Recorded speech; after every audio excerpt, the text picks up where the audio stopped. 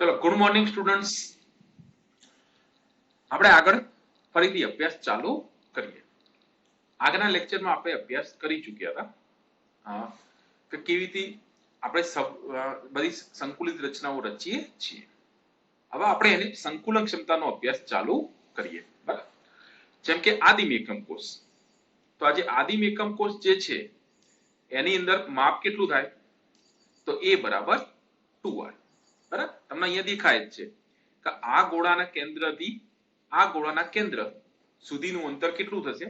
2r જેટલું થતું જોવા મળે છે આપણને. બરાબર, એટલે કે એમાં a બરાબર શું થઈ જાય? 2r. પણ આપણે જો ફલક કેન્દ્રિત એકમ કોષ જ્યારે રચીએ ત્યારે આપણે આ ખૂણાથી આ ખૂણા સુધીનું અંતર આપણે 2r લખી શકતા નથી. બરાબર, એટલે આપણે બુકની અંદર સંકુલન ક્ષમતા ગણી આપેલી છે, પણ આપણે ક્રેશ કોર્સમાં એની જરૂર નથી. આપણે અહીંયા સીધું યાદ રાખવાનું કે √2a બરાબર શું થાય? 4r. બરાબર, અથવા તો a બરાબર 2√2r. અંતર કેન્દ્રિતમાં જોઈએ તો એમાં આપણે ના લઈ શકીએ. કેમ? કાકા બે ગોળા વચ્ચે જગ્યા છે.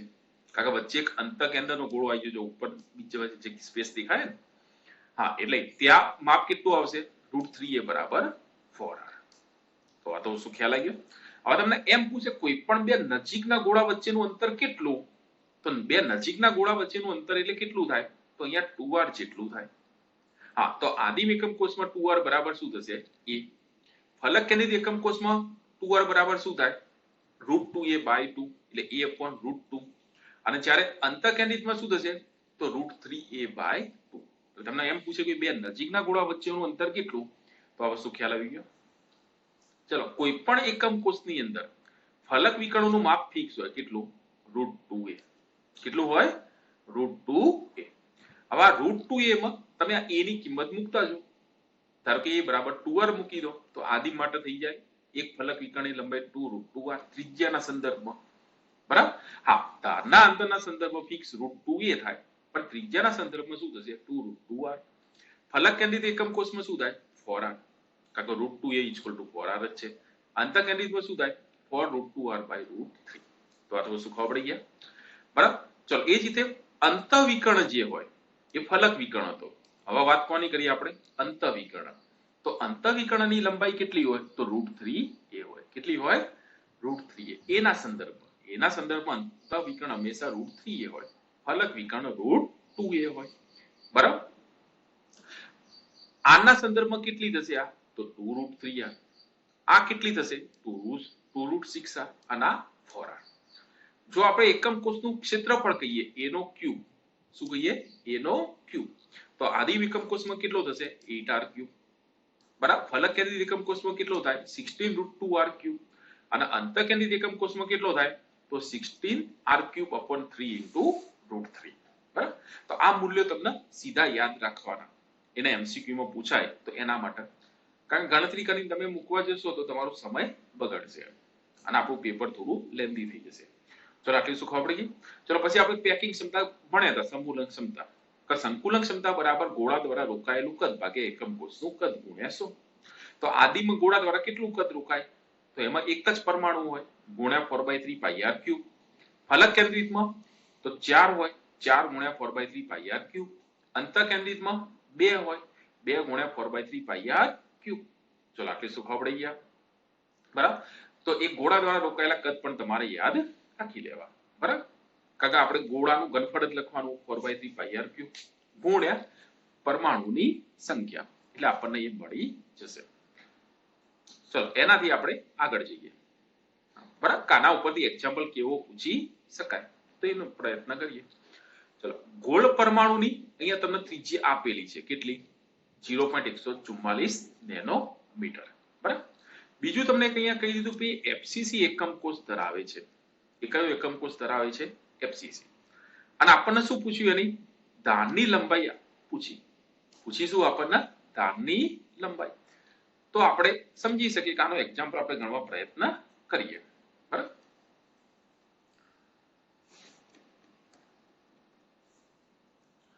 તો આપણે અહીંયા સૂત્ર કયું મૂકવું પડશે? a બરાબર 2√2r. કારણ આપણે હાલ જ લખ્યું સંબંધ કયો? હા, a અને r વચ્ચેનો.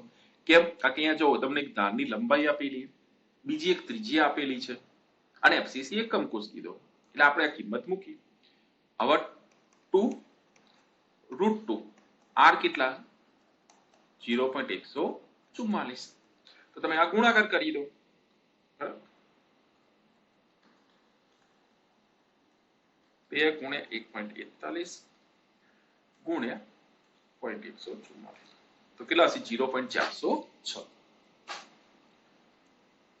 બરાબર તો આનો જવાબ કેટલો આવ્યો 0.406. બરાબર તો ચલો એક્ઝામ્પલમાં ખબર પડી ગઈ. તો આ રીતના જે એક્ઝામ્પલ હશે એની અંદર તમને એક ધારનું અંતર આપેલું છે તો ત્રિજ્યા પૂછી છે અથવા ત્રિજ્યા આપી છે ધારનું અંતર પૂછ્યું છે. બરાબર હા અને એકમ કોષ રકમ તમને લખીને આપેલો હશે જ એટલે આ કિંમત મૂકી તમે ડાયરેક્ટ ગણી શકો કે આદિમ એટલે કે સાદા ઘન માટે એ બરાબર 2r હશે, અંતર કેન્દ્રિત માટે એ બરાબર 4/√3r હશે અને ફલક કેન્દ્રિત માટે એ બરાબર 2√2r. ચલો એના પછી આપણે આગળ જઈએ તો ઘનતા કે સ્ફટિકની ઘનતા શોધવા માટેના એક્ઝામ્પલ આપણી બુકમાં ઘણા બધા આપેલા છે. કે d એટલે ડેન્સિટી, z એટલે પ્રત્યેક એકમ કોષ દીઠ પરમાણુની સંખ્યા. કે ભાઈ પ્રત્યેક એકમ કોષ દીઠ પરમાણુ સંખ્યા કેટલી તો આદિમ માટે 1, એફસીસી માટે 4, બીસીસી માટે 2. m એટલે શું તો એમનો પરમાણુ ભાર કે અણુ ભાર આપણને જે ઘન આપ્યો હોય તે. n એટલે શું તો એવોગેડ્રો અંકની સંખ્યા. n એટલે શું એવોગેડ્રો અંકની સંખ્યા. અને v એટલે શું તો એકમ કોષનું કદ. બરાબર v એટલે શું એકમ કોષનું કદ. તો આ સૂત્ર ઉપરથી આપણે એક એક્ઝામ્પલ ગણવા પ્રયત્ન કરીએ. બરાબર જો તમને બીસીસી બંધારણ કહી દીધું તો બીસીસી બંધારણ એનો મતલબ કે z બરાબર કેટલા તો 2 કારણ કે બીસીસી. ચલો પછી તમને શું કીધું એકમ કોષની ધારની લંબાઈ કેટલી 288 પિકોમીટર એટલે કે ધારની લંબાઈ આપી દીધી કેટલી 288 પિકોમીટર.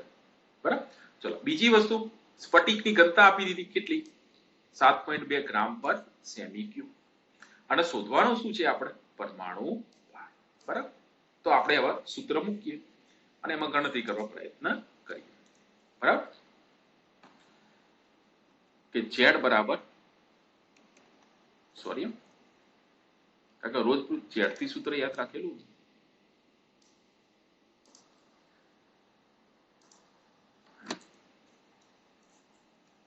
કે d બરાબર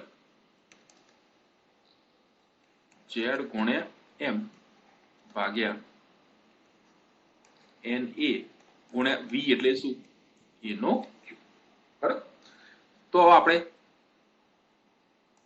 આમાં કિંમતો જોઈએ તો આપણને ધારનું અંતર એ આપેલો કેટલો તો 288 પિકોમીટર. બરાબર 288 પિકોમીટર.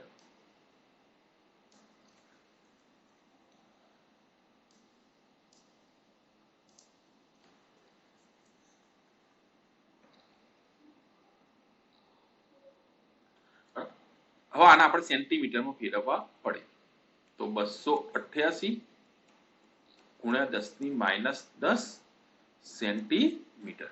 કેમ સેન્ટીમીટરમાં ફેરવવા પડે કારણ કે આપણને જો ઘનતા કેટલી આપેલી 7.2 ગ્રામ પર સેમી ક્યુબ અને આપણે એકમ સરખા રહેવા જોઈએ એટલે આપણે એને સમો ફેરવવો પડે સેન્ટીમીટર.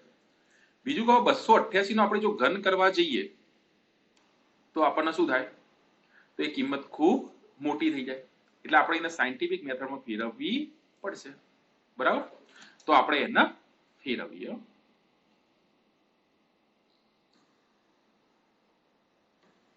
તો 2.88 ગુણ્યા 10⁻8 સેમી. બરાબર તો તમને આ મૂલ્ય મળી ગયું ફેરવાઈ ગયું.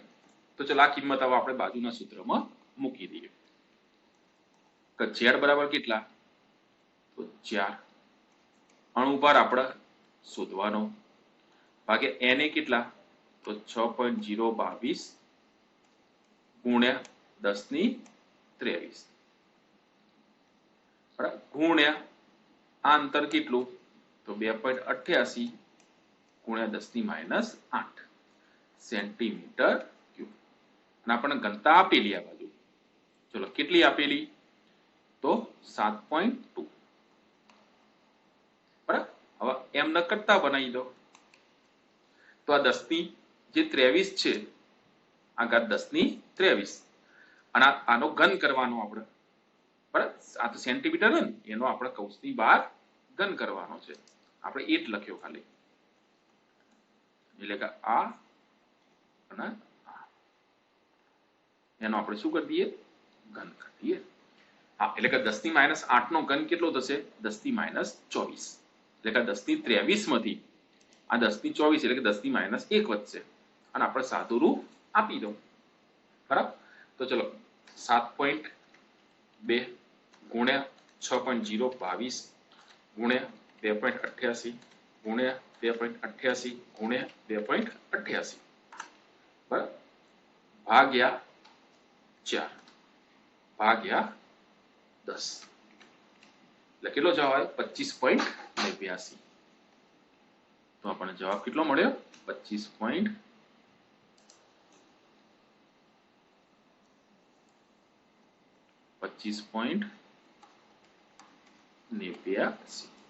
તો ચલો તમને એક્ઝામ્પલ કઈ રીતે ગણવો ખબર પડી ગઈ. આ એક્ઝામ્પલમાં જો કેટલી વસ્તુ ધ્યાનમાં રાખવાની. તો એક વસ્તુ યાદ રાખવાનું કે તમારે જે આનો એકમ હોય પિકોમીટર અને ઘનતાનો એકમ, આ બે એકમ ચેક કરી લેવાના. આ બે એકમ હંમેશા સમાન હોવા જોઈએ બરાબર, નહીં તો બંને એકમ સરખા કરવા. બીજી વસ્તુ કે તમારે ઘનતાનો ઉપર દર જો ગ્રામમાં આપ્યું છે તો પરમાણુ ભાર પણ આપણને ગ્રામમાં મળશે બરાબર. ઘનતાનું દર શેમાં આપેલું હોય આપણને, જો ગ્રામમાં આપેલું હોય આ રીતે તો આપણને પરમાણુ ભાર પણ ગ્રામમાં મળશે. પણ ઘનતા જો કિલોગ્રામમાં આપેલી છે તો આપણને પરમાણુ ભાર કિલોગ્રામમાં મળશે. એટલે તમારે એક આ એકમ જોવાનો, એક આ સેન્ટીમીટર, એટલે કે આ એકમો ખાલી સરખા કરી દેવાના. પછી તો ખાલી કિંમત જ મૂકવાની. ઝેડ ની કિંમત તો હંમેશા અચળ જ રહે. કઈ કઈ તો ઝેડ બરાબર જો આદિમ હોય તો 1, ફલક કેન્દ્રિત હશે 4, અંતઃ કેન્દ્રિત હોય તો 2 બરાબર, ફિક્સ જ છે. હા, કોક કેટલીક વખત એક્ઝામ્પલમાં એમ પૂછી લે કે આમાં કયા પ્રકારનો એકમ કોષ હશે એમ, તો એ સીધી વાત કે એમાં શોધવાનું શું હોય આપણે ઝેડ. તો આપણે ઝેડ શોધી દઈએ તો એના ઉપરથી આપણને એકમ કોષ મળી જાય. જો 1 મળે તો આદિમ, 2 મળે તો બીસીસી અને 4 મળે તો એફસીસી. તો ચલો આટલી શું ખબર પડી. કારણ કે આપણા અંતઃ કેન્દ્રિત ની ચર્ચા આવતી નથી, અંત કેન્દ્રિત ની આપણે જે ચર્ચા આવશે બધી અંતઃ કેન્દ્રિત ની જ આવશે. તો ઝેડ બરાબર 2 હોય તો આપણે અંતઃ કેન્દ્રિત જ લખીશું. તો ખ્યાલ આવી ગયો શું આવડશે આટલું. ચલો એના પછી આપણે નવા એક્ઝામ્પલ કરવા પ્રયત્ન કરીએ. હવે અહીંયા શું કે છે કે ભાઈ ફલક કેન્દ્રિત એકમ કોષ ઘનમાં એ અને બી પરમાણુની ગોઠવણીમાં એ પરમાણુ ખૂણા ઉપર છે અને બી પરમાણુ ફલકના કેન્દ્ર ઉપર છે બરાબર. અને કોષમાંથી 4 ખૂણાઓમાંથી એ પરમાણુ આપણે દૂર કર્યા. તો આપણું સામાન્ય સૂત્ર કયું બરાબર. તો ચલો આને આપણે ગણવા પ્રયત્ન કરીએ. હવે આવા જે એક્ઝામ્પલ હોય તો એમાં તમારે યાદ રાખવાનું કે ધારો કે કોઈ પરમાણુ ખૂણા ઉપર કહી દે, કયો ખૂણા ઉપર, તો તમારે ફિક્સ લખી જ દેવાનું 8 ગુણ્યા 1/8 બરાબર. અને પછી જે પરમાણુ દૂર કરવાના કીધા હોય એ ઓછા કરવા. ચલો પછી તમને ફલક ઉપરનો કોઈ કહે તો તમારે શું કરવાનું, તો 6 ગુણ્યા 1/2 લખી જ દેવાના. ચલો ધાર ઉપરનો કહેતો તો તમારે 12 ગુણ્યા 1/4 લખી દેવાના. અને જો કેન્દ્ર કે તો કેન્દ્રમાં એક આખે આખો લખી દેવો બરાબર. હવે અહીંયા આપણને રકમમાં શું લખ્યું, તો એ પરમાણુ ખૂણા ઉપર હાજર છે એટલે કે 8 × 1/8. ચલો બી પરમાણુ આપણે ફલક ઉપર હાજર છે એટલે કે 6 × 1/2 બરાબર. પછી આપણે આગળ રકમમાં વાંચવાનું કે આપણે કયા પરમાણુ દૂર કર્યા છે બરાબર. તો અહીંયા કીધું ભાઈ 4 પરમાણુ એ 4 ખૂણાઓમાંથી એ પરમાણુ દૂર કર્યા. એનો મતલબ કે એ પરમાણુ જે આપણા પાસે 8 હતા એની જગ્યાએ હવે કેટલા રહેશે 4. 8 ની જગ્યાએ કેટલા હશે 4. અને બી 6/2 6/2 બરાબર. એટલે અહીંયા સાદુરૂપ શું આવશે a 1/2 અને b 6/2. તો ભાગાકાર કેન્સલ થઈ જાય તો a b 6 અથવા તો તમારે ચોકડી ગુણાકાર કરી દેવા, અથવા શું કરી દેવા, ચોકડી. આ બધા નીચેના છેદમાં 2 પેલી બાજુ ગુણવાના, 2 આ બાજુ ગુણવાના, એમ કરી. જો કોઈકમાં 2 જુદી જુદી સંખ્યા આવતી હોય તો એકબીજા પરસ્પર ગુણી દેવાના. તો જો આ દાખલા આ રીતે ગણાશે બધા એક્ઝામ્પલ. કે તમને ખૂણા ઉપરનો કે એટલે તમારે ફિક્સ લખી જ દેવાના, કેટલા 8 × 1/8. ફલક ઉપરનો કે એટલે તમારે ફિક્સ લખી જ દેવાના 6 × 1/2. ધાર ઉપર કે આપણે લખી જ દઈશું 12 × 1/4. અને કેન્દ્ર કે એટલે 1. બરાબર. અને પછી એમાંથી જે પરમાણુ દૂર કરવાની વાત કરે એ દૂર કરવા. ખ્યાલ આવ્યો હશે? ચલો એના પછી બીજા પ્રકારના એક્ઝામ્પલ જોઈએ. ધારો કે છિદ્રો ઉપરથી પૂછ્યા હોય, બરાબર, તો આપણે અહીંયા જોઈએ.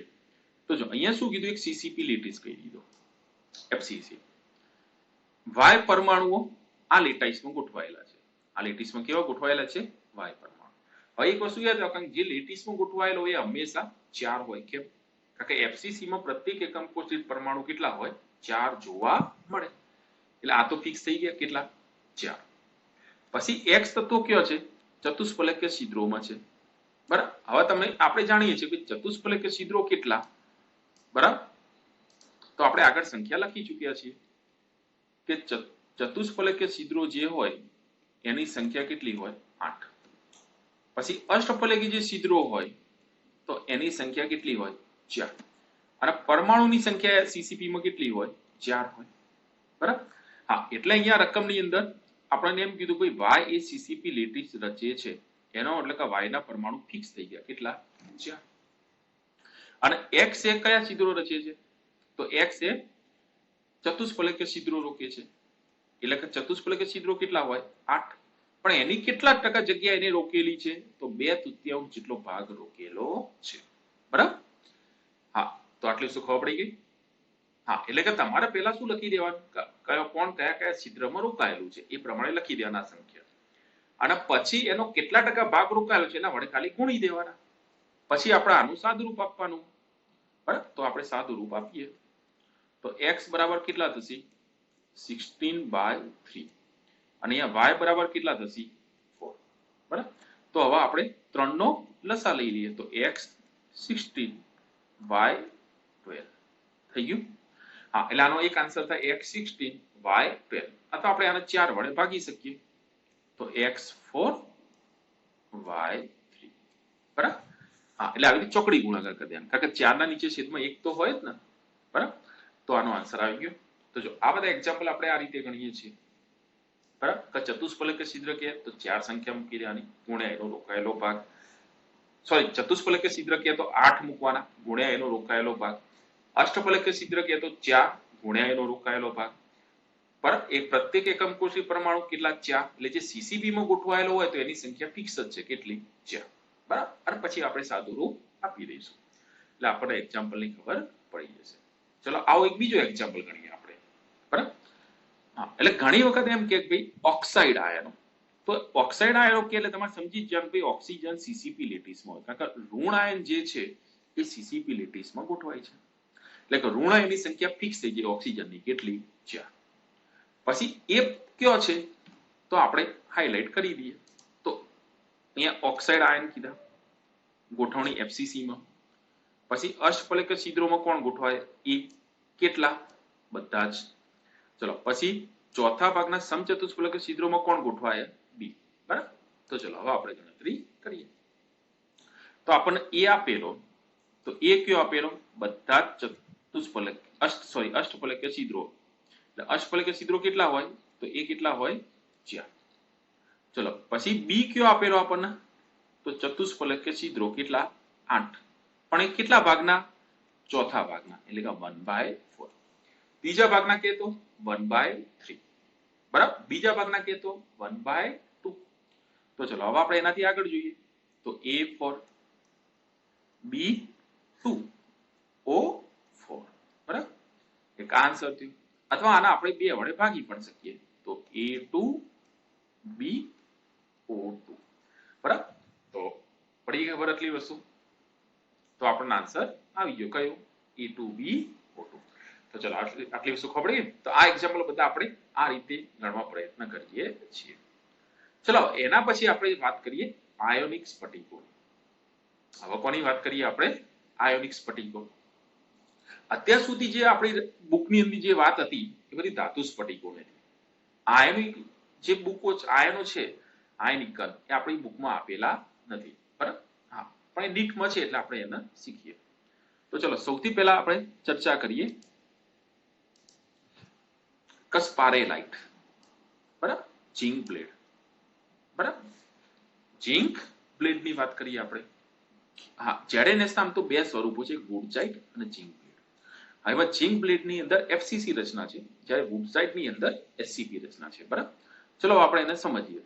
તો ઝિંક બ્લેડ ની રચના જે હશે એની અંદર બે આયનો છે, એક Zn+2, બીજો S-2.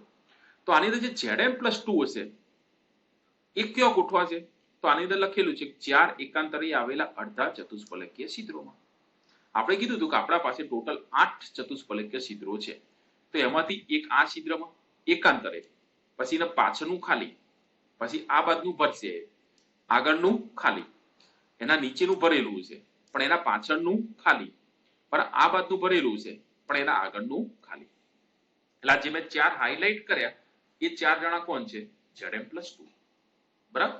હા, એટલે કે અહીંયા Zn+2 ની સંખ્યા કેટલી થઈ? તો આપણે લખી શકીએ કે Zn+2 ની સંખ્યા કેટલી થઈ અહીંયા? તો Zn+2 આપણા પાસે મળ્યા 4. તો 4 Zn+2, બરાબર. ચલો હવે S-2 કયો હોય? તો S-2 આપણે કયો હશે? તો S-2 FCC પેકિંગમાં. FCC પેકિંગમાં એનો મતલબ કે 8 ખૂણા ઉપર અને 6 ફલક ઉપર. એટલે 8 ખૂણા ઉપરનો 1 અને 6 ફલક ઉપરના 3 એ આપણે આગળ શીખ્યા, બરાબર. તો S-2 પણ કેટલા થયા આપણા પાસે? 4. S-2 પણ કેટલા થયા આપણા પાસે? 4. એટલે કે 4 S-2, બરાબર. હા, એટલે તમે આપણે ગણવા જઈએ જો તો પ્રત્યેક એકમ કોષ દીઠ કેટલા થાય? 4 ZnS થાય. કેટલા થાય? 4 ZnS. એટલે કે ZnS ના એક FCC પેકિંગ ની અંદર 4 Zn+2 આયનો છે, 4 S-2. એટલે એનો Z ઇફેક્ટિવ કેટલો થાય? 4. પડી ગયો વસ્તુ. આમાં સવર્ગાંક કેટલો થાય? 4. કારણ કે એક Zn+2 ની આજુબાજુ 4 S-2 છે અને એક S-2 ની આજુબાજુ 4 Zn+2 જોવા મળે છે. ચલો એના પછી આવશે રોક સોલ્ટ. તો રોક સોલ્ટ ની અંદર શું હોય? NaCl. તો NaCl ની અંદર જે Cl- છે એ FCC પેકિંગમાં ગોઠવાય. FCC પેકિંગ એનો મતલબ 8 ખૂણા ઉપર અને 6 ફલક ઉપર. એટલે કે Cl- ની સંખ્યા કેટલી થશે? 4, બરાબર. ચલો બીજી વસ્તુ કઈ? Na+ કયો ગોઠવાશે? તો Na+ બધા જ અષ્ટફલકીય છિદ્રોમાં, બરાબર. તો આપણે સંખ્યા લખીએ તો Cl- આપણા પાસે કેટલા છે? તો Cl- આયનો જે છે એ કેટલા છે? તો 4. ખબર કઈ જગ્યાએ? 8 ખૂણા ઉપર અને 6 ફલક ઉપર. એના પછી જે Na+ છે એની સંખ્યા કેટલી થઈ? તો એ 4. કેમ? બધા જ અષ્ટફલકીય છિદ્રો. એટલે એક NaCl ના સ્ફટિકમાં 4 Na+, 4 Cl-. એનો મતલબ કે 4 NaCl થયો. તો એનો Z કેટલો થશે? તો એનો Z 1 થશે, 4 થશે. પડી ગયો રસ્તો? આવડશે એટલું? હવે સવર્ગાંક શું થાય? કે Na+ ની NaCl માં સવર્ગાંક 6 લખ્યો, બરાબર. અને જ્યારે અહીંયા સવર્ગાંક 6 છે અને અહીંયા સવર્ગાંક 4 છે. આનો તફાવત શું? કે તમે અહીંયા કોઈ પણ પરમાણુ જો આપણે લઈ લઈએ, ધારો કે મેં આ વચ્ચેનો પરમાણુ લઈ લીધો, તો એની આજુબાજુ કેટલા છે? તો જુઓ, એક Cl, આ પાછળનો બીજો Cl, આ નીચેનો ત્રીજો Cl, આ બાજુનો ચોથો, એક ફ્રન્ટ આગળનો Cl અને એક આ બાજુનો ફલકનો. ટોટલ કેટલા આજુબાજુ આવ્યા? 6 Cl આવ્યા. હા, એટલે તો Cl- Na+ નો સવર્ગાંક કેટલો થયો? 6. કેમ? કારણ કે અહીંયા અષ્ટફલકીય છિદ્રોમાં Na+ ગોઠવાયેલા છે અને જ્યારે Zn+2 ચતુષ્ફલકીય છિદ્રોમાં ગોઠવાયેલા છે. આમ ચતુષ્ફલકીય છિદ્રો ટોટલ 8 હોય. જો બધા ભરેલા હોત તો સવર્ગાંક 8 થઈ જત, પણ ભરેલા કેટલા છે? એકાંતરે અડધા. એટલે કેટલા થયા? માત્ર 4 છે, બરાબર. એટલે તે સવર્ગાંક 4 થાય છે. ચલો એના પછી આપણે સમજીએ ફ્લોરાઇડ, CaF2. કોને સમજીએ? ફ્લોરાઇડ. તો ફ્લોરાઇડ ની રચનામાં શું હોય? તો Ca+2 કેટલા? તો એ FCC પેકિંગમાં ગોઠવાશે. Ca+2 કેટલા? FCC પેકિંગમાં. F- કયો ગોઠવાશે? તો બધા જ ચતુષ્ફલકીય છિદ્રોમાં, બરાબર. ચલો એટલે આપણે એની સંખ્યા લખીએ તો આપણે જોઈએ તો જો Ca2+, પ્લસ, તો Ca2 પ્લસ કેટલા હશે? તો 4 જ હશે. કેમ 4 હશે? કારણ કે એક કયો ગોઠવાયા? એફસીસી પેકિંગમાં 8 ખૂણા ઉપર 6 ફલક ઉપર. ચલો એના પછી આપણે વાત કરીએ કે F માઇનસ, તો F માઇનસ ની સંખ્યા કેટલી હશે? 8. કેટલી હશે? 8. કેમ 8? કારણ કે એનું કારણ શું? કારણ કે એ કયો ગોઠવાયા? તો બધા ચતુષ્ફલકીય છિદ્રોમાં. એટલે એવું લાગે એક એકમ કોષની અંદર 4 CaF2 ના અણુ હશે. કેમ? કારણ કે એક Ca સાથે 2 ફ્લોરિન જોડાશે. બરાબર? હા, એટલે આમાં Z ઇફેક્ટિવ કેટલો થાય? 4. પણ જ્યારે સવર્ગાંકની વાત કરીએ તો સવર્ગાંકની વાત શું થાય કે હવે F માઇનસ એ બધા ચતુષ્ફલકીય છિદ્રો ગોઠવી દીધા. એનો મતલબ કે એક Ca+2 ની આજુબાજુ 8 F માઇનસ આવશે. એટલે Ca+2 નો સવર્ગાંક 8 થયો, જ્યારે એક F માઇનસ ની આજુબાજુ 4 કોણ આવશે? Ca+2 આવશે. એટલે એનો સવર્ગાંક કેટલો થયો? 4. તો ચલો આટલી વસ્તુ ખબર પડી ગયા. એનાથી વિરુદ્ધ પ્રકારનું બંધારણ એટલે કે એન્ટી ફ્લોરાઇડ. બરાબર? ચલો તો એન્ટી ફ્લોરાઇડમાં આપણે જોઈએ તો એમાં O- કયો? એફસીસી રચનામાં. અને Na+ કયો છે? તો એ બધા જ ચતુષ્ફલકીય છિદ્રોમાં. બરાબર? તો આપણે એને જોઈએ. તો O-2, તો O-2 આયનો કેટલા હશે? તો 4. કેમ? એ એફસીસી પેકિંગમાં ગોઠવાયેલા 8 ખૂણા ઉપર 6 ફલક ઉપર. અને જ્યારે Na+ કયો ગોઠવાયેલા છે? તો આ બધા જ ચતુષ્ફલકીય છિદ્રો એટલે કેટલા? 8. બરાબર? હા, એટલે કે અહીંયા ટોટલ Na2O કેટલા થાય? તો ટોટલ Na2O અહીંયા થશે 4. કેમ 4 થયા?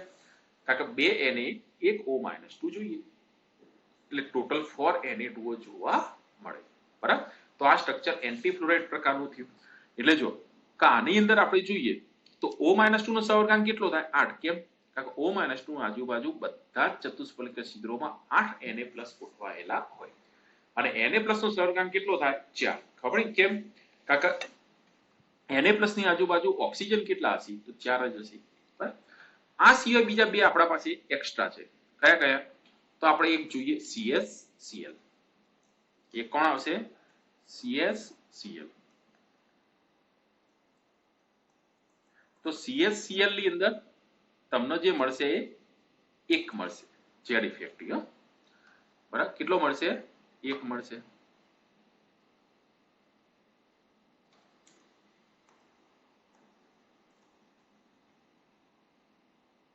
એક જ મિનિટ, હું ઇરેઝર થી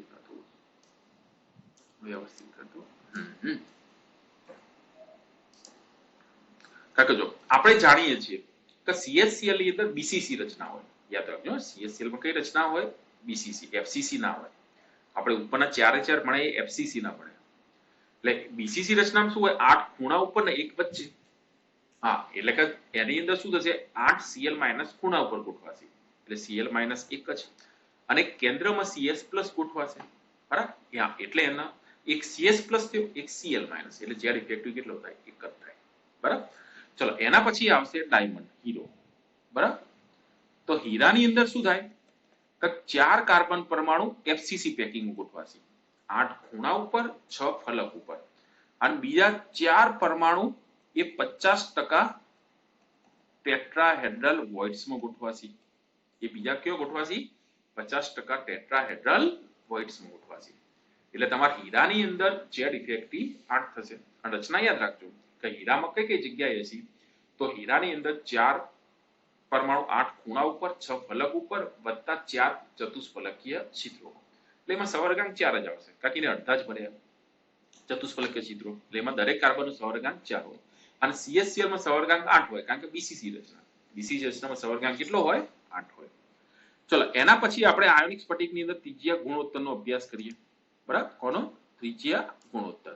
કારણ કે આમાં એક ધનાયન હશે, એક ઋણાયન હશે. બરાબર?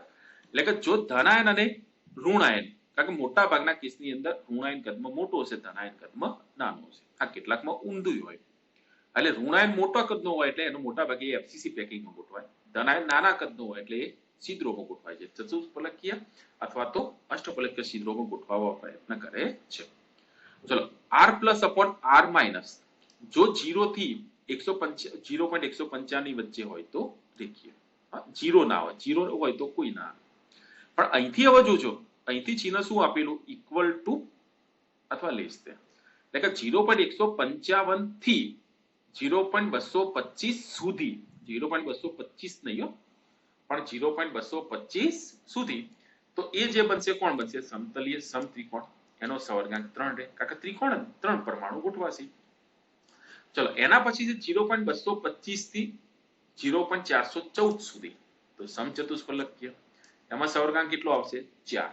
અને એ રચનાને આપણે ZNS પ્રકારની કહીએ છીએ. ચલો 0.414 થી 0.732, તો આમાં ઋણાયની ગોઠવણી કઈ હોય? અષ્ટફલકીય. એમાં સવર્ગાંક કેટલો હોય? 6. બરાબર, ઉદાહરણ NaCl. 0.732 થી 1, આમાં રચના કઈ હોય? ક્યુબિક. સવર્ગાંક 8, કઈ રચના બનશે? CHCl. તો આટલું શું ખબર ગયા? બરાબર, તો આ એક તમારે ત્રિજ્યા ગુણોત્તર યાદ રાખવાના. એના ઉપરથી કેવા પ્રશ્ન પૂછાય? તો આ નીચે લખેલું. જો તમને એક Na+ ની ત્રિજ્યા આપેલી, કેટલી? 95 પિકોમીટર.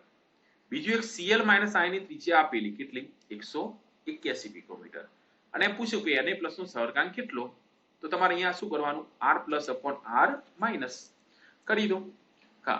R+ કેટલા? એટલે કે Na+ ની ત્રિજ્યા કેટલી છે આપણને ખબર છે, Na+ ભાગ્યા Cl-. તો Na+ ની ત્રિજ્યા કેટલી? તો 95 ભાગ્યા 181. બરાબર, ચલો કિંમત કેટલી આવી? તો 95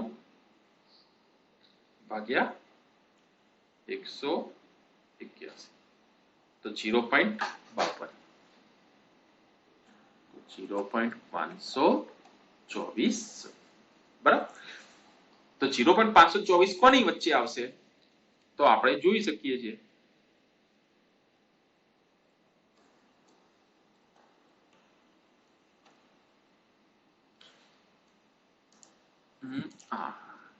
તો એ કોની વચ્ચે આવશે? 0.414 થી 0.732. એટલે એક અષ્ટફલકીય અને બીજું સવર્ગાંક 6 હશે. એટલે આનો આન્સર કેટલો આવશે? સવર્ગાંક 6. એટલે આ ટેબલ ઉપર આ રીતના પ્રશ્નો પૂછવા હોય તો પૂછી શકાય. બરાબર, ચલો આનાથી આગળ આપણે અભ્યાસ કરીએ. હવે ક્ષતિ. બરાબર, તો ક્ષતિની અંદર વાત કરીએ તો આપણે સ્ફટિક ક્ષતિ ક્યારે કહીશું? આપણે સ્ફટિક ક્ષતિ ત્યારે જ કહીએ કે સ્ફટિક રચનામાં કણો દ્વારા થતી અનિયમિતતાને આપણે શું કહીએ? સ્ફટિક ક્ષતિ. બરાબર, મુખ્યત્વે ક્ષતિ બે પ્રકારની છે. એક બિંદુ ક્ષતિ, બીજી છે રેખા ક્ષતિ.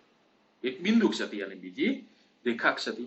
બરાબર, બિંદુ ક્ષતિ એટલે કોઈ એક આખા સ્ફટિકની અંદર કોઈ જગ્યાએથી બરાબર લેટીસ બિંદુઓ ગેરહાજર હોય અથવા તો વધારે પડતા હોય આંતરલેખ સ્થાનોમાં, તો આપણે એને બિંદુ ક્ષતિ કહીએ છીએ. રેખા ક્ષતિ એટલે એક હરોળમાં જ ખાલી આપણને કોઈ ક્ષતિ ઉદ્ભવતી હોય, બરાબર, તો આપણે એને શું કહીએ? રેખા ક્ષતિ કહીએ છીએ. આપણે રેખા ક્ષતિ ઓછી મળે છે. બિંદુ ક્ષતિ આપણા પાસે મુખ્યત્વે 3 પ્રકારની છે. એક તત્વયુગ્મિતીય ક્ષતિ, બીજી બિન તત્વયુગ્મિતીય ક્ષતિ અને ત્રીજી અશુદ્ધિ ક્ષતિ. બરાબર, તત્વયુગ્મિતીય ક્ષતિ આપણા પાસે 2 પ્રકારની હતી. કઈ કઈ? એક સોટકી અને ફેન્કલ. બિન તત્વયુગ્મિતીય ક્ષતિ આપણા પાસે 2 પ્રકારની, ધાતુ વધારો અને ધાતુ ઉણપ. અને એક અશુદ્ધિ ક્ષતિ. બરાબર, આપણે ત્રણેયને સમજીએ. આના પહેલા એક 2 પ્રકાર આપેલા આપણને, આંતરલેખ ક્ષતિ અને અવકાશી ક્ષતિ. આંતરલેખ ક્ષતિમાં વધારાના પરમાણુઓ, ઘટક કણો આંતરલેખ સ્થાનમાં ગોઠવાય છે, જે ઘનની ઘનતા વધારે છે. અને અવકાશ ક્ષતિની અંદર ઘટક કણો પોતાના સ્થાન ઉપર ગેરહાજર થાય, જે ઘનની ઘનતામાં ઘટાડો કરે છે. બરાબર, ચલો એના પછી આપણે સમજીએ સોટકી અને ફેન્કલ ક્ષતિ. એક વસ્તુ યાદ રાખજો, કોઈ પણ સ્ફટિકની અંદર હંમેશા એ તટસ્થ જ હોય. જેટલો ધન ઈજભાર હોય એટલો જ ઋણ ઈજભાર હોય. હા, ઘટકોની સંખ્યા જુદી જુદી હોઈ શકે, પણ જો તમે તત્વયુગ્મિતીય ક્ષતિ આપણે જો કહી દેતા હોઈએ તો એમાં ઘટક કણોની સંખ્યા પણ સરખી જ જોવા મળે. એ જુદી જુદી ના મળે. કેવી મળશે આપણને? સરખી જ જોવા મળે છે. બરાબર, જેમ કે ઉદાહરણ તરીકે સૌથી પહેલા જોઈએ આપણે સોટકી ક્ષતિ. તો સોટકી ક્ષતિની અંદર શું થાય કે ધારો કે કોઈ અહીંયાથી Na+ ગેરહાજર થયો, કારણ કે જો આજુબાજુ ઋણ આયન છે. બરાબર, અહીંયાથી પણ એક Na+ ગેરહાજર થયો, સોરી Cl- આજુબાજુ ધન આયન છે. જો અહીંયાથી એક Cl- ગેરહાજર છે, અહીંયાથી એક ધન આયન. એટલે જો ધન આયન અને ઋણ આયનની સંખ્યા કેવી છે? સમાન ગેરહાજર છે. કેમ આવું થયું? કારણ કે એમને તત્વયુગ્મિતિ જાળવવા માટે. જો એકલા ધનાયન ગેરહાજર થયા હોય અને ઋણાયન ના થયા હોય તો શું થાય, તો એમનામાં ઋણ વીજભાર ઉત્પન્ન થઈ જાય. બરાબર. અને આપણે કીધું કે કોઈ પણ સંયોજન તો તટસ્થ જ હોય, સ્ફટિક તો તટસ્થ રહેવા જ પ્રયત્ન કરશે, એ વીજભાર મેળવવા પ્રયત્ન કરશે નહીં. હા, એટલા માટે શું થાય કે જેટલા ધનાયન ગેરહાજર થશે એટલા ને એટલા ઋણાયન. એટલે અહીંયા શું ઊભી રહી જાય, એક અવકાશ સ્થિતિ ઊભી રહી જાય. એટલા માટે આપણે છૂટકી સ્થિતિમાં શું થાય, કઈ ઘનની ઘનતા ઘટતી જોવા મળે છે. બીજી વસ્તુ કે અહીંયા સવર્ગાંક ઊંચા હોય છે, એટલે કે ધનાયન કદમાં મોટા હોય છે, એટલે એ સરળતાથી આંતરિક સ્થાનોમાં ખસી શકતા નથી, એના કારણે ગેરહાજર બને છે. બરાબર.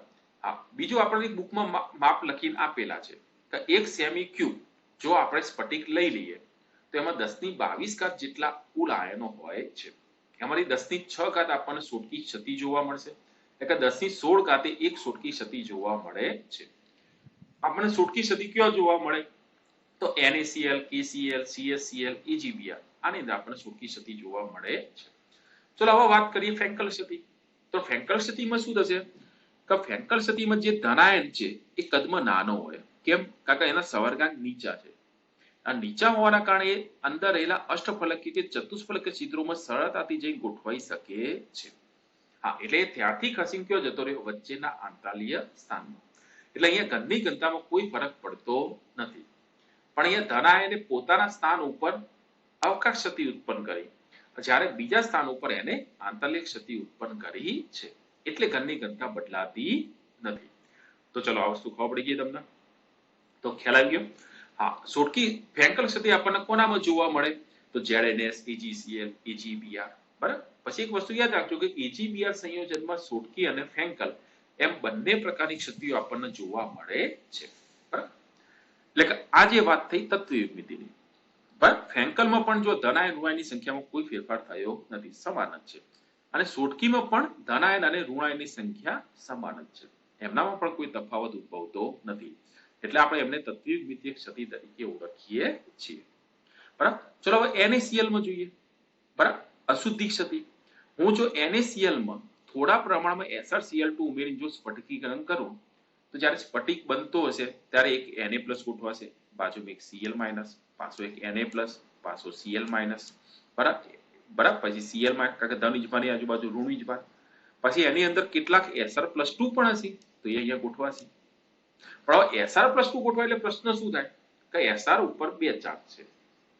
જો બધા સ્થાન ભરાઈ જાય તો સ્ફટિક ધન વીજભારિત થઈ જાય, કારણ કેટલાક Cl કયો ગોઠવાય, એટલે Sr+2 ને શું કરવું પડે, એક સ્થાન ઉપર એ પોતે ગોઠવાશે અને બાજુમાં એક સ્થાન ખાલી રાખે છે.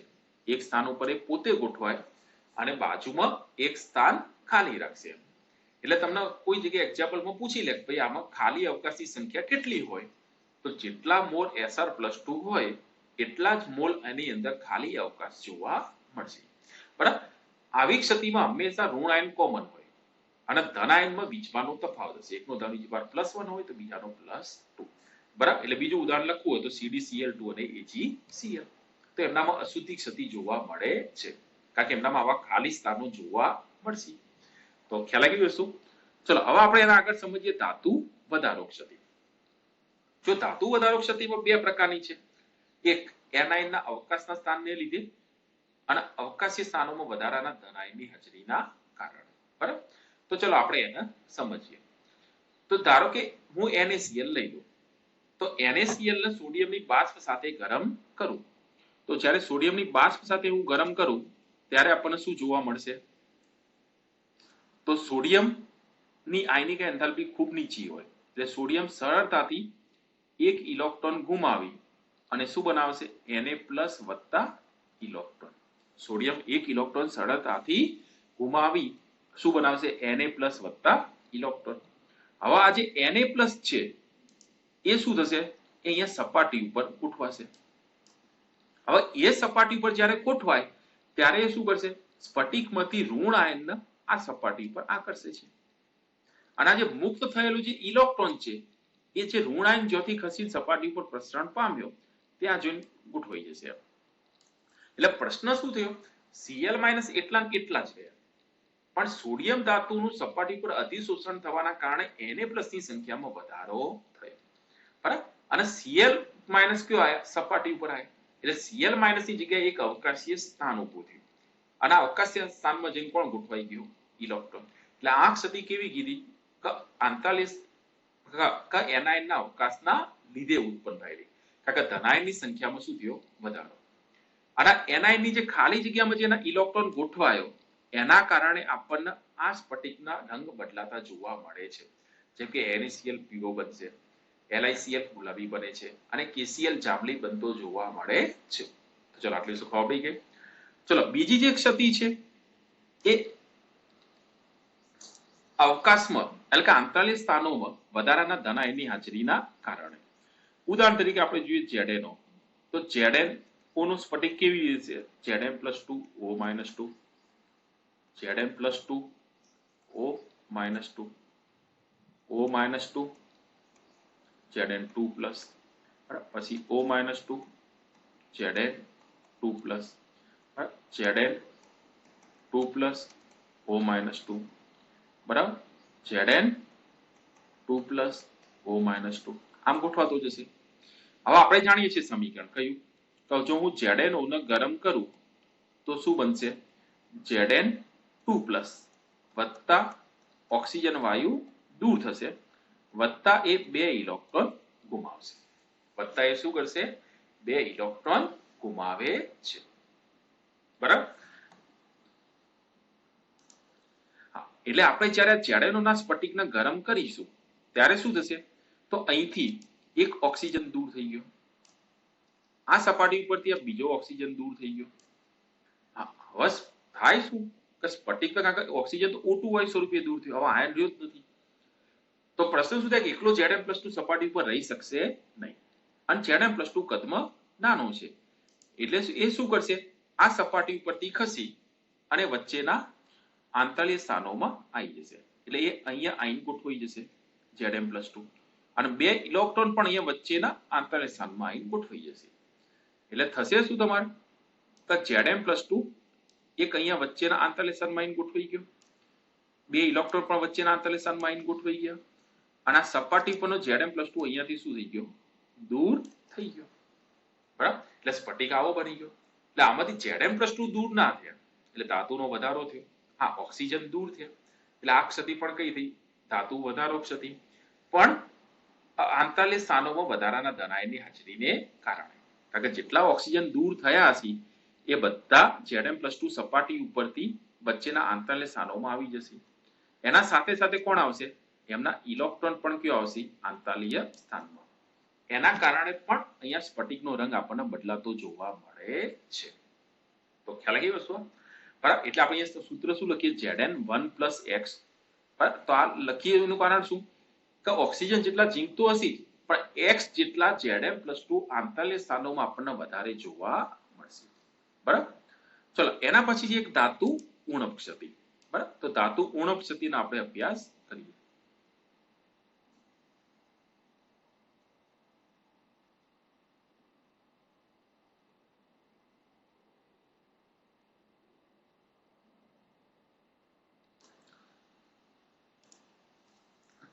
તો ધારો કે FeO તો FeO ની અંદર આપણને ધાતુ ઉણપ ક્ષતિ જોવા મળશે કે એક Fe+2 પછી O-2 પછી Fe+2 O-2 O-2 Fe+2 O-2 Fe+2 Fe+2 O-2 Fe+2 O-2 O-2 Fe2 plus O-2 Fe2 આમ FeO નું સ્ફટિક ગોઠવાશે બરાબર પણ જે વખતે સ્ફટિક બનતો હોય એ વખતે આમાંથી કોઈ એક Fe+2 ગોઠવવાનો રહી ગયો એનો મતલબ કે એની જગ્યાએ શું ઊભી થઈ એક અવકાશ સ્થિતિ ઉત્પન્ન થઈ ગઈ બરાબર એક ધાતુ ઘટી ગઈ હવે પ્રશ્ન શું કીધો આપણે કે સ્ફટિક તો હંમેશા વિદ્યુત રીતે તટસ્થ હોય એટલે આની અંદર શું થશે કે તમારે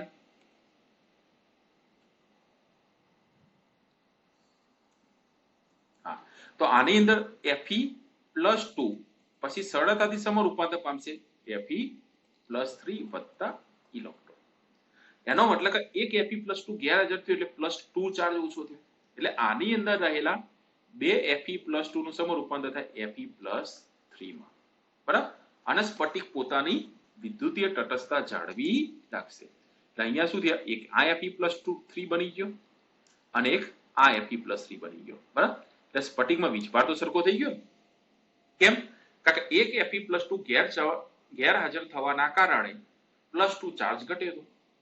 પણ બે Fe+3 માં રૂપાંતર થઈ ગયા. એના કારણે +2 ચાર્જ વધી ગયો. બરાબર? હા, એટલે સ્ફટિક વિદ્યુત રીતે તટસ્થ થઈ ગયો. પણ અહીંયા આપણને એક ધન આયનની ગેરહાજરી થઈ જાય. એટલે આવી ક્ષતિને આપણે કેવી કીધી? ધાતુ ઉણક ક્ષતિ આપણે કહીએ છીએ. બીજી વસ્તુ, સ્ફટિકમાં Fe+3 કેટલા હશે? તો જેટલા Fe+2 ગેરહાજર હશે એના બમણા. ધારો કે 5 Fe+2 ગેરહાજર હોય તો Fe+3 કેટલા? બરાબર? કેટલા? તો 10. એટલા માટે આમના અણુ સૂત્ર આપણે કેવા લખીએ છીએ ધાતુ ઉણપ ક્ષતિમાં? તો આ રીતે લખીએ કે Fe 0.95 O. એનો મતલબ શું? કે ઓક્સિજન 100 હશે ત્યારે Fe માત્ર 95 જ હશે. 5 ગેરહાજર હશે. આમાં કે પૂર્ણાંક સંખ્યામાં જ લખાય, પણ આ ક્ષતિના કારણે આપણે આવી રીતે અપૂર્ણાંકમાં લખવા પડે છે. આ 0.95 એ શું બતાવે? કે Fe+2 5 ગેરહાજર છે. તો ખ્યાલ આવી ગયો? તો આ વાત ક્ષતિની થઈ. ચલો હવે એનાથી આગળ જઈએ આપણે પટ. બરાબર? અર્ધવાહકોમાં એટલે કે વિદ્યુતનું વહન અથવા ધાતુઓમાં બધામાં વિદ્યુતનું વહન. હવે વિદ્યુતનું વહન ક્યારે કરી શકાય? કે જ્યારે સંયોજકતા પટના ઇલેક્ટ્રોન સરળતાથી વાહકતા પટમાં જઈ શકે ત્યારે. બરાબર? કારણ કે સંયોજકતા પટ એ અંદરની કક્ષામાં હોય અને વાહકતા પટ એ ખાલી કક્ષકો રચતી હોય, અને ખાલી કક્ષકોમાં જો ઇલેક્ટ્રોન મળે તો સરળતાથી જઈ શકે. હવે ધાતુઓની અંદર જોઈએ તો આ પટ જોડાયેલા જ છે. આમ બરાબર? આ પટ કેવા જોડાયેલા જ છે. એટલે ધાતુઓ ઘન અવસ્થામાં પણ વિદ્યુતનું વહન કરી શકે છે. કેમ? કારણ કે એમના ઇલેક્ટ્રોન સરળતાથી વાહકતા પટમાં જઈ શકે છે. અધાતુઓમાં આ ગેપ ખૂબ ઊંચી હોય એટલે વહન નહીં થઈ શકતું. જ્યારે અર્ધવાહકોમાં આ ગેપ કેવી હોય? ઓછી હોય છે. એટલે આપણે અર્ધવાહકોમાં જો તાપમાનનો વધારો કરીએ અથવા તો એમનામાં કોઈ ચોક્કસ પ્રકારની અશુદ્ધિ જો ઉમેરી ડોપિંગ કરવામાં આવે તો આપણે એમની વાહકતામાં વધારો કરી શકીએ છીએ. શું કરવામાં આવશે? જો ડોપિંગ કરવામાં આવે તો એમની વાહકતા આપણે વધારી શકીએ છીએ. ચલો શું ખબર પડી ગયા? અને આ બે વચ્ચેનો જે શક્તિના તફાવત હોય વાહકતા પટ અને સંયોજકતા પટ, એ શક્તિના તફાવતને આપણે શું કહીએ? શક્તિ ગેપ. અને જેટલો શક્તિ ગેપ ઓછો એટલી વાહકતા વધુ, અને જેટલો શક્તિ ગેપ વધુ એટલી વાહકતા ઓછી. તો આટલો શું ખ્યાલ આવી ગયો? ચલો એના પછી આપણે ડોપિંગ સમજીએ કે ડોપિંગ એટલે શું. જો કોઈ સિલિકોનનો પરમાણુ હશે અર્ધવાહક, તો એને આજુબાજુ કેટલા ઇલેક્ટ્રોન ગોઠવાયેલા હોય? એક્ઝેક્ટ 8. ખ્યાલ? કારણ કે કેમ? એની બાહ્યતમ કક્ષામાં 4 હોય અને 4 ઇલેક્ટ્રોનની ભાગીદારી કરે એટલે એનું અષ્ટક શું થઈ જાય? પૂરું થઈ જાય. થઈ જાય કે નહીં? હા, એટલે એની આજુબાજુ ટોટલ કેટલા ઇલેક્ટ્રોન હોય? 8 હોય. હવે ધારો કે એની અંદર હું ફોસ્ફરસ અથવા આર્સેનિક એની અશુદ્ધિ ઉમેરી દઉં, તો ફોસ્ફરસ અથવા આર્સેનિક એ કેટલાક સિલિકોનની જગ્યાએ ગોઠવાઈ જશે. બરાબર? હવે આપણે જાણીએ છીએ કે ફોસ્ફરસ અથવા તો આર્સેનિક એ 15મા સમૂહના તત્વો છે. એટલે એમની બાહ્યતમ કક્ષામાં કેટલા ઇલેક્ટ્રોન આપણને જોવા મળે? 5. બરાબર? હા, એટલે શું થશે? એ 4 ઇલેક્ટ્રોનની ભાગીદારી કરી દેશે. આ એક ભાગીદારી, બીજી, આ ત્રીજી, આ ચોથી. કેટલા? 4 ઇલેક્ટ્રોનની ભાગીદારી કરીને અષ્ટક તો કમ્પ્લીટ કરી દીધું. પણ છતાંય એમના પાસે 5 ઇલેક્ટ્રોન હતા એટલે 1 ઇલેક્ટ્રોન વધ્યો. બરાબર? જે કયો ગોઠવાશે? અહીંયા ગોઠવાશે, આંતરાલીય સ્થાનમાં. અને જે આખા સ્ફટિકમાં ફરવા માટે સક્ષમ છે, જેના કારણે શું થાય? વાહકતામાં વધારો કરી શકાય છે.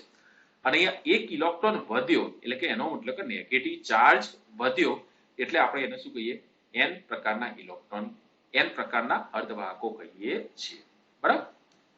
ચલો બીજી વસ્તુ, અહીંયા જે આ ઇલેક્ટ્રોન બને એના કારણે એને F કેન્દ્ર કહેવાય.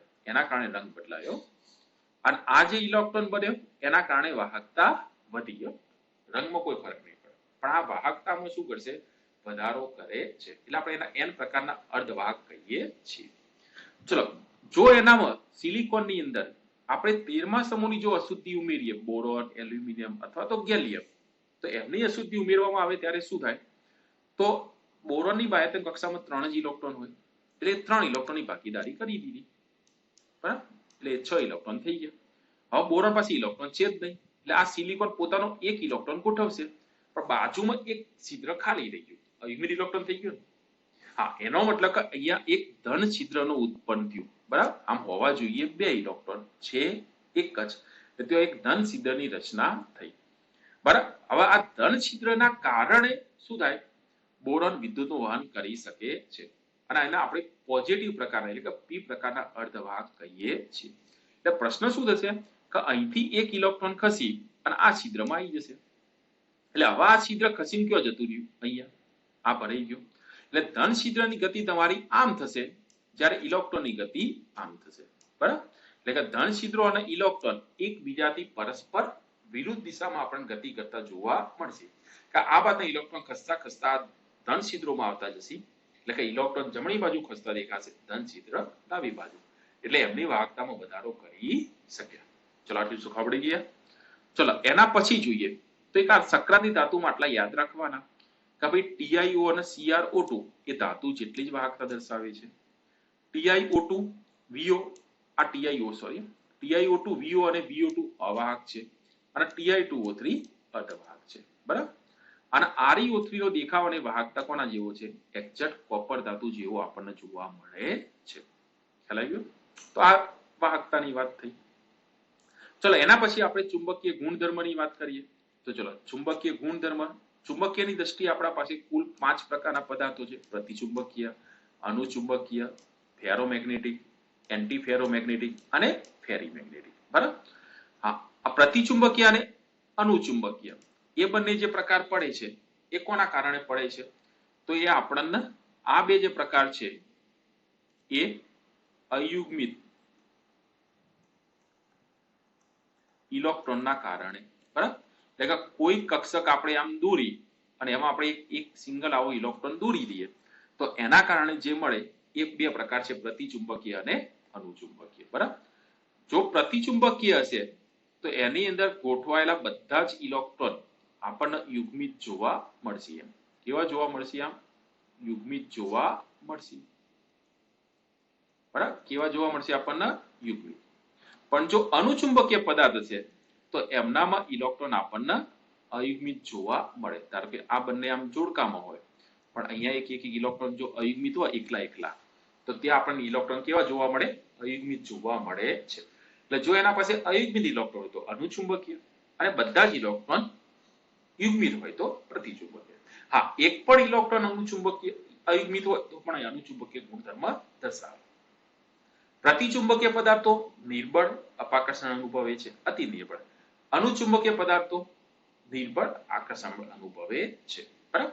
એટલે અયુગ્મિત ઇલેક્ટ્રોન એ બધું ગણતા આપણે ડી વિભાગમાં સમજીશું, બરાબર? અને પ્રતિચુંબકીય તો એ તો આપણે રાસાયણિક બંધનમાં સમજીશું થોડું, બરાબર? સંયોજનો વગર મોટા ભાગના સંયોજનો પ્રતિચુંબકીય હોય. કેમ? કારણ કે એ અષ્ટક પૂરું કરે, અષ્ટક પૂરું કરે એટલે બધા ઇલેક્ટ્રોન યુગ્મિત થઈ જાય.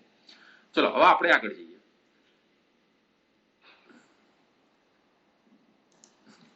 અનુચુંબકીય પદાર્થો જે હોય તો એમની અંદર પહેલા શરૂઆતમાં ઇલેક્ટ્રોન આવીથી સતત અસ્તવ્યસ્ત ગોઠવાયેલા જોવા મળે.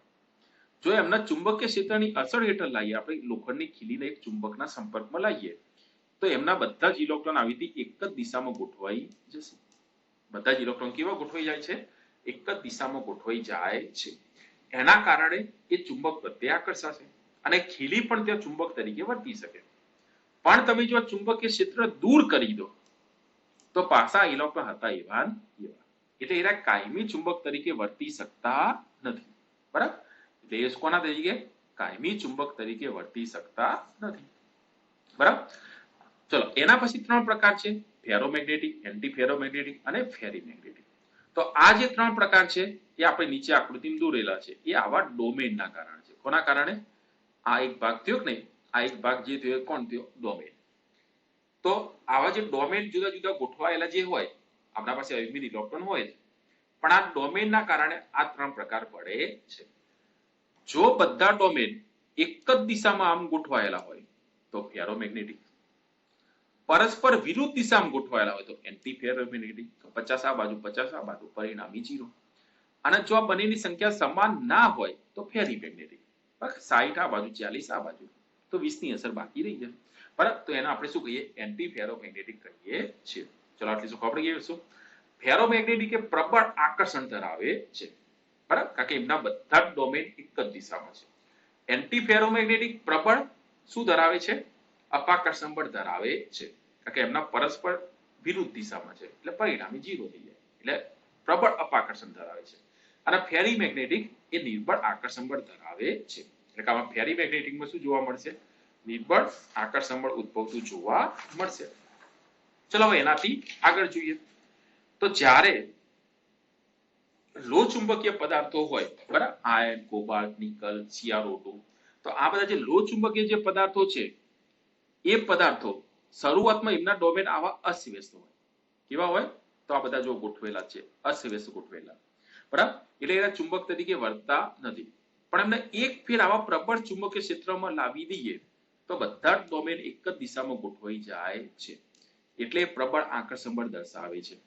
પછી ત્યાં તમે ચુંબકીય ક્ષેત્ર દૂર કરી દો તો પણ આ ડોમેનની દિશા બદલાતી નથી, એટલે કાયમી ચુંબક બની જાય છે, બરાબર, એટલે એમનો એ કાયમી ચુંબક છે, બરાબર. હા, એટલે કે ફેરોમેગ્નેટિક પદાર્થો કાયમી ચુંબક તરીકે વર્તે. પડી ગયું શું? પછી એન્ટી ફેરોમેગ્નેટિક MnO જેવા પદાર્થો એન્ટી ફેરોમેગ્નેટિક છે. અને ફેરાઇટ સંયોજનો બધા, બરાબર, કે Mg2Fe2O4, Mgfe2O4, આ બધા જે ફેરાઇટ સંયોજનો જે છે એ બધા ફેરીમેગ્નેટિક તરીકે વર્તે છે, બરાબર. તો ચલો ખ્યાલ આવી ગયો શું, બરાબર. તો આ સાથે અહીંયા આપણે આ ચેપ્ટર પૂર્ણ કરીએ છીએ, બરાબર. ચલો, થેન્ક યુ.